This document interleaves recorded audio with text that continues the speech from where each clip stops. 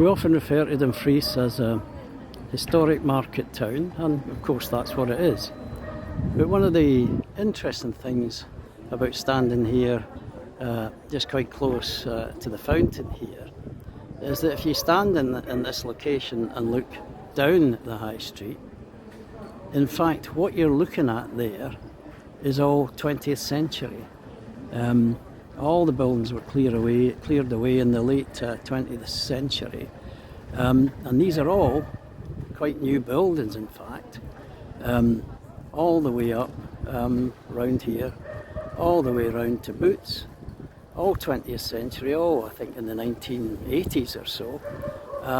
It's only when you go up English Street there that you get back into Victorian and older buildings. So this whole end of the High Street is actually 20th century.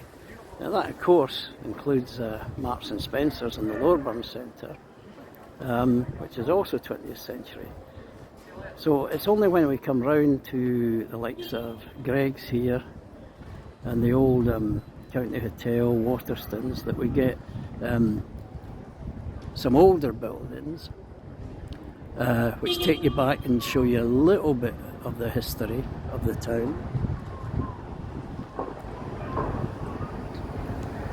But as we move on further to the Bank of Scotland, we find more 20th century buildings. These were built, this building was built not that long ago, just before the millennium. And if we stand here and just have a look around, these buildings on the right are obviously Victorian, so there's a wee bit of history there. Burton's itself was built in the 1930s, so it's early 20th century, and it's on a very historic site. This is where the old Rainbow Steps in Dumfries were, and there's a lot talked about in terms of Dumfries history there.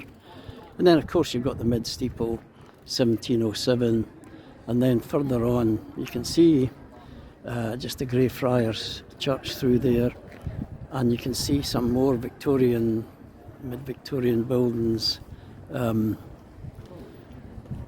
which are now the Mid-Steeple Quarter project, where they've bought about 4 or 5 of these buildings. But the interesting thing about standing in Dumfries High Street is that it's mostly 20th century. Fascinating.